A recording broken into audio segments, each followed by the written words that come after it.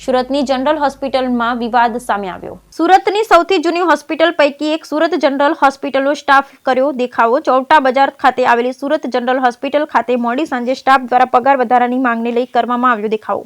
છેલ્લા 3 વર્ષથી hospital management દ્વારા કોઈ જ પગાર વધારવો આપવામાં ન આવ્યા હોવાનું કર્મચારીના આક્ષેપ। સ્વીપર, લેબ ટેકનિશિયન, નર્સ સહિતના કર્મચારીઓએ કર્યા દેખાવો। સુરત જનરલ હોસ્પિટલના ટ્રસ્ટના ચેરમેન સુનિલ મોદીનું નિવેદન। હાલ હોસ્પિટલ ખૂબ જ કપરા સમયમાંથી પસાર થઈ રહી છે। કર્મચારીઓનો પગાર સમયસર થાય છે। ખોટમાં ચાલતી હોસ્પિટલને કારણે છેલ્લા 3 વર્ષથી પગાર વધારો કરાયો નથી। કર્મચારી પગાર વધારો મળી રહે તેવા પ્રયાસો મેનેજમેન્ટ દ્વારા થઈ રહ્યા હોવાનો દાવો। Bureau report Sunil Ganjawala, Surat.